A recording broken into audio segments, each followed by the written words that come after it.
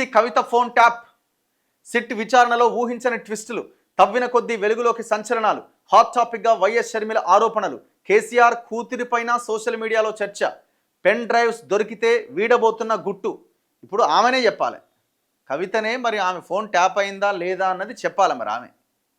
ఇప్పుడు నాది BRS party అని ఒకసారి అంటుంది, ఆడ చూస్తేనేమో కండవ కప్పుకుంటలేదు.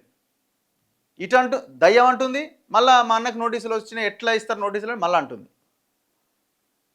మరి ఈమె ఫోన్ కూడా ట్యాప్ అయిందని సోషల్ మీడియాలో అయితే చర్చ నడుస్తున్నది. ఫోన్ ట్యాపింగ్ కేసులో సిట్ విచారణలో తవ్విన కొద్దీ సంచలన విషయాలు వెలుగులోకి వస్తున్నాయి.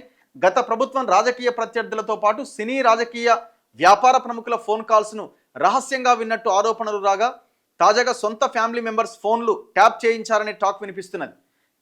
కేసీఆర్తో ఉన్న పరిచయంతో ఫోన్తో పాటు తన భర్త ఫోన్ను కూడా అన్న జగన్ ట్యాప్ చేయించారని షర్మిల ఆరోపించారు. అయితే ఈ కేసులో కవిత కూడా బాధితురాలే అని, ఆమె ఫోన్ కూడా ట్యాప్ చేశారని సోషల్ మీడియాలో టాక్ వినిపిస్తోంది. మరి ఇప్పుడు ఆమె కూడా ఆనాడు గవర్నమెంట్లో ఉన్నది కదా, ఈ ప్రణీత్ రావు, ప్రభాకర్ రావు వీళ్ళంతా తెలిసిన వ్యక్తులే కదా. మరి ఈమెమన్నా వేరే వాళ్ళ ఫోన్లు ట్యాప్ చేయించిందేమో, మరి అందుకే ఆమె మాట్లాడతలేమో, నా ఫోన్ ట్యాప్ అయిందని బలంగా చెప్పలేకపోతున్నదేమో. మళ్ళీ ఆ విషయం చెప్తే మళ్ళీ ఈ విషయం బయటపడుతుంది అనుకుంటుందేమో, ఏమో మరి. ఎందుకంటే ఆనాడు ఎంత ప్రభుత్వంలో భాగస్వాములే కదా.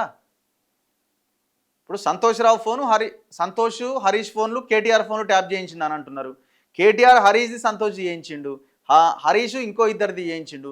అట్లనే ఒకరికొకరిలో భాగంగా కవితది కూడా ట్యాప్ చేయించుంటారు. సింపుల్, ఏముందాడ.